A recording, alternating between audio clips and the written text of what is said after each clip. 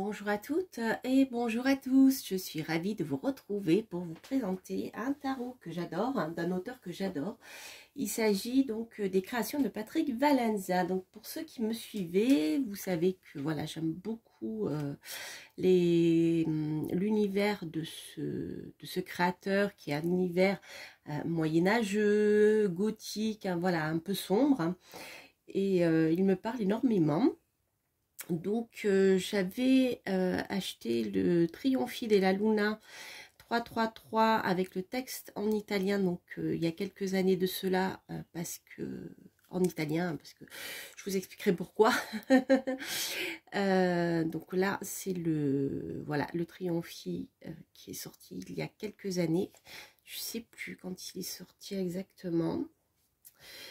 Et donc là, il s'agissait du tarot de Marseille, c'est-à-dire que vous aviez les arcanes mineures comme illustrés dans le tarot de Marseille, c'est-à-dire vous n'avez pas des scènes comme dans le Rider-Waite-Smith. Et là, il vient de sortir le Trionfi de la Luna Illustrated Pips Edition. Voilà, et cette fois-ci, donc, vous avez donc le tarot, mais avec les arcanes mineures illustrées comme dans le Rider-Waite-Smith. Par contre, je vais vous montrer, vous allez retrouver tous les arcanes majeurs comme dans le Marseille. Et moi, c'est ce qui m'a plu aussi dans ce jeu, parce que je suis plus tarot de Marseille. Et c'est vrai que d'une manière générale, les arcanes majeures du tarot de Marseille me parlent beaucoup plus que celui du Rider-Waite, même si la symbolique générale est presque la même, on va dire à quelques détails près. Voilà, c'est une histoire d'illustration, puis quand voilà, c'est personnel. Je vais vous montrer tout ça. Alors, c'est aussi 333, hein, voilà. Donc là, le Trionfi, donc vous voyez, il a beaucoup servi, j'aime beaucoup. Donc là, j'avais séparé les deux. Donc je vais vous montrer le Trionfi en version, hop, version tarot de Marseille. Hop. Voilà, celui que j'ai en fait, il est en deux, comment dire, en deux parties, voilà. Et puis celui-ci, donc qui est, voilà, ça c'est le dos. Donc il y a aussi beaucoup d'indécence et d'humour noir chez Patrick Valenza, et j'aime bien, voilà, son côté qui pique parfois, et je trouve ça sympa. Enfin, c'est Patrick Valenza. Donc là c'est le Pips Illustrated Pips Edition, donc ça c'est le inspiré du Rider-Waite-Smith. Donc voilà. Alors ici, pour que vous voyez la différence, donc elles ne sont pas classées parce que je me suis déjà servi des arcanes mineures, des arcanes majeures, pardon. Vous allez voir, les arcanes mineures sont dans l'ordre, comme ça sera plus sympa pour la présentation. Donc là, vous voyez, vous avez ce genre d'illustration. Voilà. Par contre, j'ai l'impression que le papier, le carton est beaucoup plus fin que, vous voyez, le dos est le même, mais j'ai l'impression que il est vraiment plus fin que la version plus ancienne. Ou alors c'est au niveau du, comment dire, du pelliculage. Mais il me semble qu'il est quand même beaucoup plus fin. Voilà. Alors vous me direz, pour ceux qui l'avaient, si vous avez noté une différence entre les deux. Moi, à la main, j'ai l'impression qu'il est plus fin. Mais bon, je vais changer de main. Ouais, c'est ça, ouais, il est plus fin. Je confirme. Le grammage est plus fin sur le nouveau. C'est dommage parce que je trouvais que j'aimais bien la qualité du Trionfi Tarot de Marseille. Voilà, mais bon, il est quand même bien. Mais c'est vrai que l'ancien était de meilleure qualité. Donc, vous voyez, vous avez voilà ce genre d'illustration pour les arcanes majeures. Voilà, donc c'est le même. Je vais faire comme ça vous allez voir. le type d'illustration pour ceux qui ne le connaissent pas. Alors, moi j'avais acheté la version italienne, je vais vous expliquer pourquoi. Parce que dans la version anglaise du Triomphe normal, j'aimais pas du tout comment dire, l'étoile telle qu'elle avait été représentée dans la version anglaise. Donc j'avais acheté la version italienne pour cela. Et voilà, mais là je vois que dans la version avec les arcanes mineures illustrées, il a repris l'étoile telle qu'elle est dans la version italienne. Voilà, donc ça c'est les mêmes, hein. Voilà, je vous montre comme ça les deux. Vous allez reconnaître, vous voyez, il n'y a pas de... C'est exactement les mêmes illustrations. La force qu'on a vue, hop, voilà, l'impératrice. La papesse, voilà, je passe rapidement hein, pour ceux qui connaissent. Donc là les petits, ça c'est moi qui les ai rajoutés, hein. c'est pas dans le jeu initial. Ce sont mes repères personnels, voilà. Là. Hop, l'étoile. Donc là l'étoile, elle est bien. Même si c'est le texte en anglais, dans la version avec les arcanes mineurs illustrées, vous voyez, vous avez bien l'étoile comme ceci. Voilà, Empereur qui est ici, vous voyez. Ça c'est la version ancienne, ça c'est la version plus récente. Donc c'est le même. Voilà. Hop. Etc., etc. Je passe rapidement, hein, vous voyez, regardez. Hop, le jugement et le monde. C'est le même. Voilà. C'est amoureux. Hop, l'étoile. Alors, c'est là que ça devient aussi intéressant. C'est que au niveau des arcanes majeurs, donc pour la version que je vous présente avec les arcanes mineurs illustrées, je vais vous le mettre là comme ça, ça sera plus clair. Vous avez plusieurs choix de diable. Voilà, donc moi j'ai choisi celui-ci. Mais le diable, vous avez le diable de la version traditionnelle. Puisque je l'ai là. Je l'ai passé tout à l'heure. Je vais regarder si je le vois, je vais vous le montrer. Voilà. C'est celui-ci. Mais je crois aussi que dans la version du Marseille, il y avait plusieurs diables de proposer. Et moi, j'avais gardé celui-ci qui me parlait plus. Et celui-ci, il n'y était pas. C'est encore un nouveau diable. Donc, vous verrez, dans cette version-là, vous avez plusieurs diables au choix. La maison Dieu aussi. Et l'étoile, je crois que l'étoile, vous avez l'étoile avec l'astrologue, en fait, dans cette version. Donc avec les arcanes mineurs illustrés. Alors je vais ranger celle du Marseille. Hop, comme ça, on ne confondra pas. Et je vais vous montrer les arcanes mineurs. Voilà. Donc ici, si je le mets comme ça pour que vous le verrez mieux.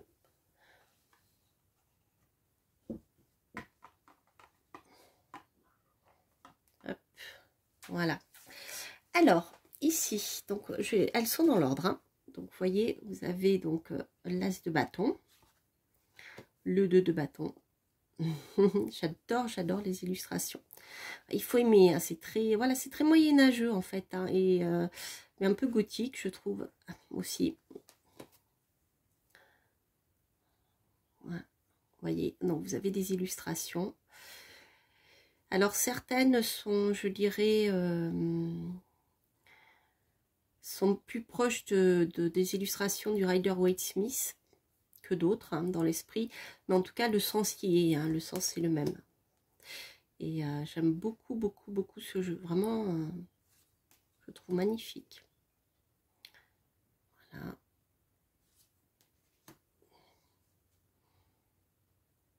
Donc, si vous ne parlez pas bien anglais, une fois que vous avez vu le nom, je dirais, des bâtons, des deniers, etc., etc., de toute manière, vous avez les numéros en chiffres romains des cartes. Donc voilà, il n'y a pas de souci, je dirais, de langue, puisque les seuls changements, les seuls, je dirais, mots à retenir, ça sera les bâtons, les coupes, les deniers, les épées, et puis le roi, la reine, le valet, le cavalier. Après, les numéros, ils sont écrits ici, là-haut, en chiffres romains. Voilà. Donc celui-ci, vous voyez, le 8 de bâton, c'est très habituel. Donc, vous voyez, on retrouve vraiment l'esprit des illustrations du rider. Hein. Il y a, c'est pas, voilà, il y a pas des, je dirais, des visions de l'auteur qui sortent, je dirais, des sentiers battus, à part son style qui est particulier. Donc, vous pouvez vraiment travailler avec lui si vous aimez ce type d'illustration. Et si vous voulez apprendre le Rider-Waite Smith aussi. Hein. Moi, je le trouve très très bien aussi. Voilà, donc ce qu'il vous faut savoir quand même, c'est que les arcanes majeures sont ceux du tarot de Marseille. Hein, et pas ceux du Rider. C'est pour ça que moi, je vais bien aimer ce jeu. Enfin, ceux du tarot de Marseille traditionnel, avec là la version quand même de l'auteur, son style. Voilà. Donc là, vous avez les coupes.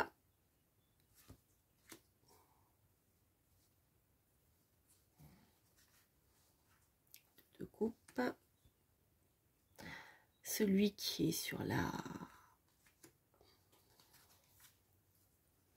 boîte, au dos de la boîte. 5 de coupe, 6 de coupe, le 7,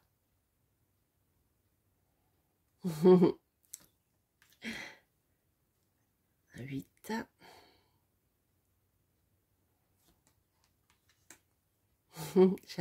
j'adore Patrick Valenza. Je sais pas pourquoi, et j'aime beaucoup les jeux un peu gothiques, un peu, puis voilà, inspirés des illustrations du Moyen-Âge aussi. Ça me parle beaucoup. Et lui, il a un univers bien à lui.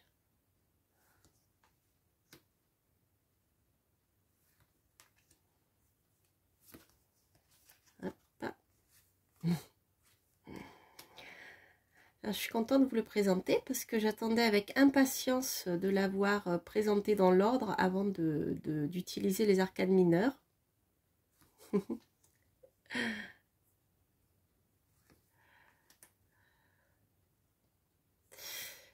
Les épées.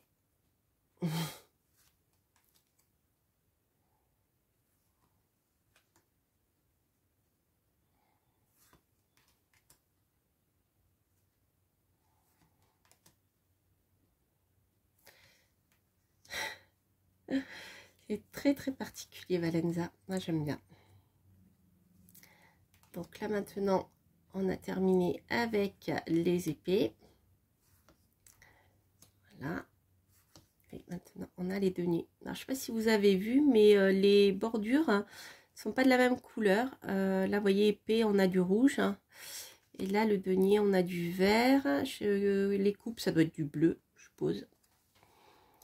Et par contre, les bâtons, je n'ai pas fait attention.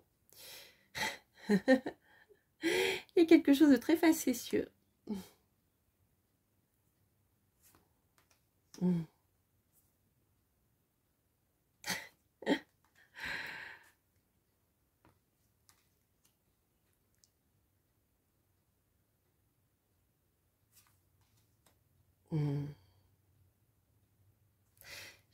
J'aime beaucoup cet univers. Alors on va avoir bientôt terminé avec les arcanes mineures et je vais vous montrer, donc il y a des cartes en plus qui vous permettent de choisir bien, dans les arcanes majeures ce que vous préférez. Hop.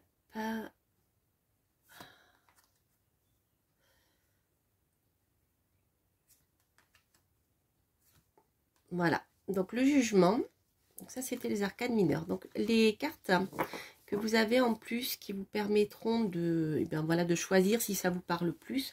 Moi je préfère la version traditionnelle du Marseille. Hein. Donc vous avez le jugement, qui est comme ceci. Je crois que je l'ai dans la version du tarot de Marseille en italien, celui-ci. Donc le diable que je vous ai montré tout à l'heure, que j'ai gardé pour ma version du Marseille. Voilà, il est là. Vous voyez, voilà.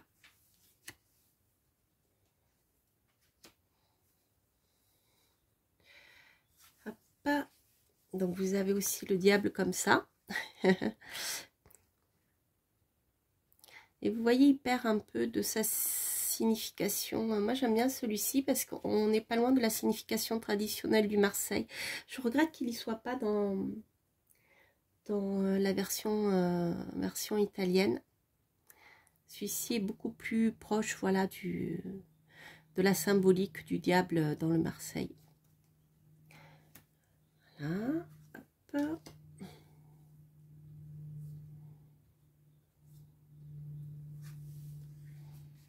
Celui-ci aussi, je crois qu'il est dans le Marseille.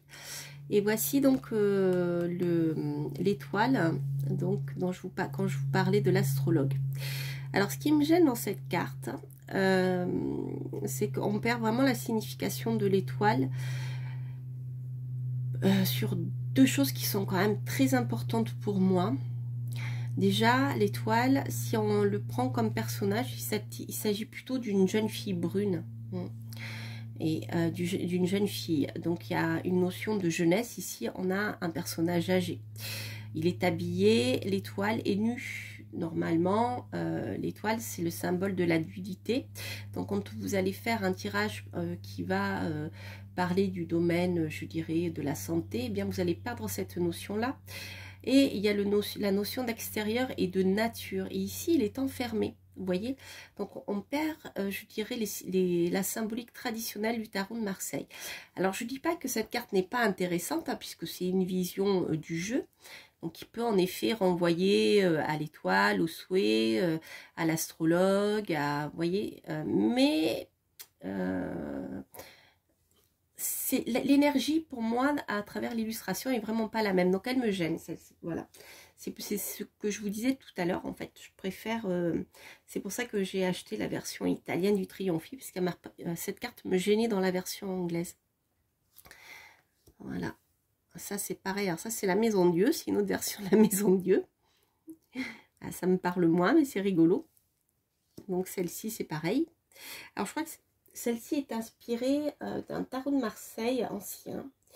Je ne sais plus lequel. Je me demande si c'est pas Gassman ou je me rappelle plus. Mais il est vraiment inspiré voilà, de cette illustration. Le diable aussi, voilà, un autre diable encore. Voilà. Apparemment, Patrick Valenza aimait bien les diables parce qu'il en a fait plusieurs versions. Celui-ci est bien aussi, mais j'ai hésité entre ces deux. Mais vraiment, je préfère celui-ci parce qu'il est plus proche du Marseille. Mais celui-là, je le trouve intéressant. Voilà les amis. Donc ça, c'était pour donc le Triomphi de la Luna Illustrated Pips Edition. Donc, je vais mettre ça ici. Je vais le ranger. Je vais peut-être aussi ranger la version italienne. Et puis, bon, c'est un tarot traditionnel, hein, mais je vais quand même vous faire un petit tirage pour le plaisir. Et hop, je vais mettre comme ça. Je vais ranger mon italien et on va faire un tirage à deux choix. Voilà, comme ça me permettra d'utiliser ce jeu en entier pour la première fois et avec vous. J'ai été patiente, j'ai attendu, ça fait à peu près 10 jours que je l'ai reçu et je n'avais pas trouvé le temps de le faire. Donc voilà, on va faire un tirage à deux choix, les amis.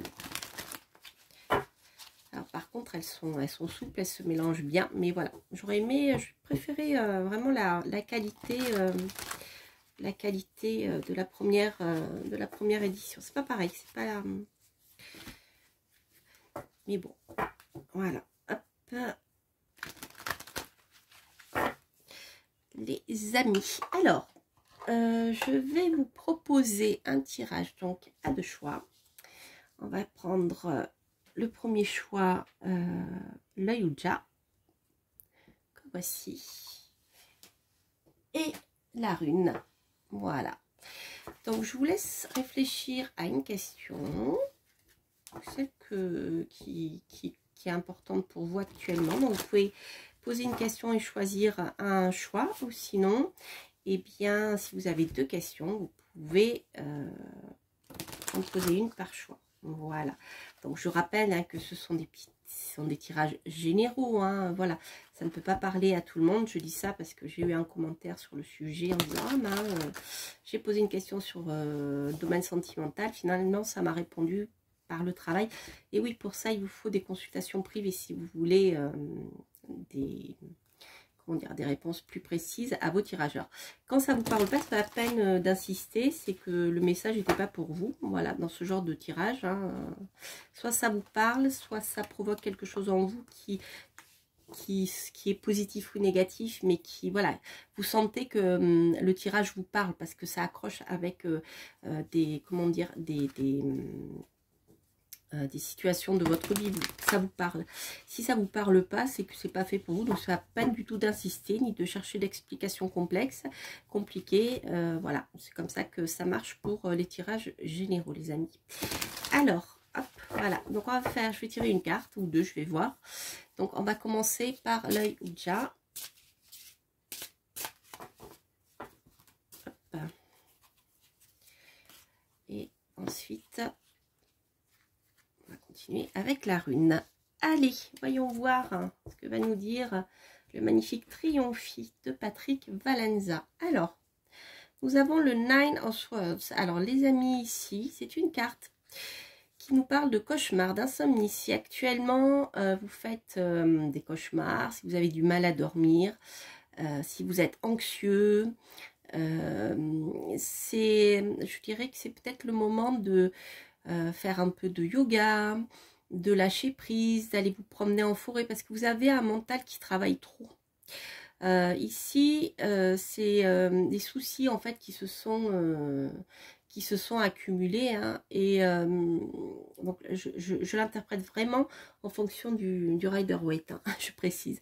Donc là, on voit que la personne voilà, est inquiète, fait des cauchemars. Donc si c'est le cas, si vous vous retrouvez dans cette carte, si vous voyez qu'il y a des choses qui vous prennent la tête et qui vous empêchent de dormir, peut-être le moment soit de faire du sport, soit d'aller respirer l'air frais, vous changer la tête, vous voyez, aller dans la nature, faites de l'ancrage.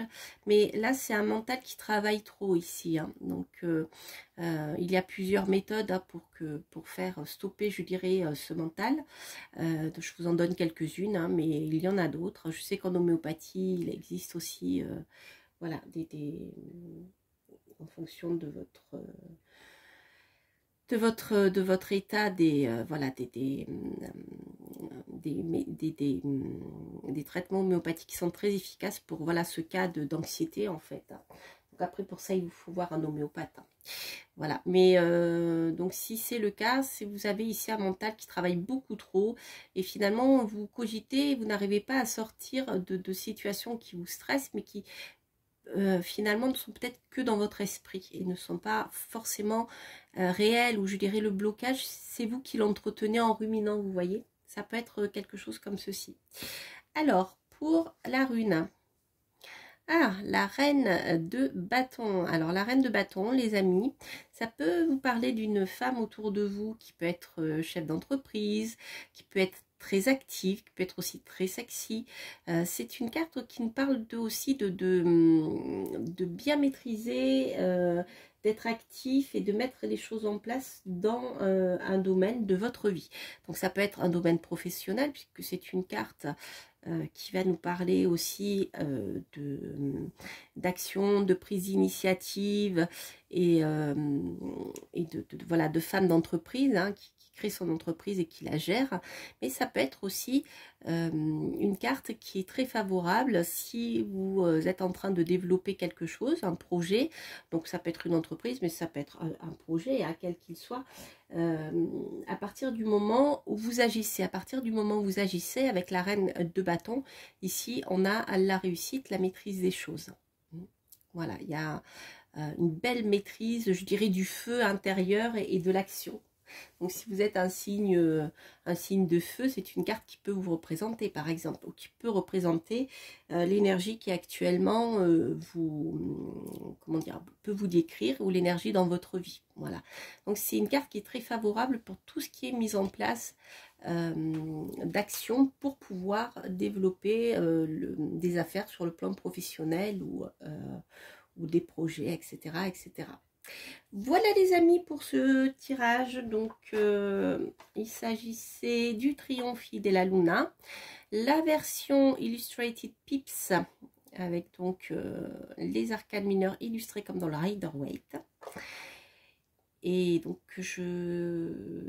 si je n'ai pas le temps de vous mettre le lien sur le site internet de Patrick Valenza, il vous faut aller sur, vous tapez Deviant Moon, voilà, Deviant Moon, alors INC hein, pour la société, et vous trouverez, il est en .com, hein, vous le trouverez, vous avez ce tarot qui est mis en vente, je crois qu'il en a mis aussi quelques-uns sur Etsy. Voilà, voilà les amis, je vous embrasse. N'hésitez pas à liker si vous avez aimé, à commenter si ce tirage a résonné en vous et à vous abonner si vous passez par là. Quant à moi, je vous embrasse et je vous souhaite plein de belles choses. Portez-vous bien. Bye bye.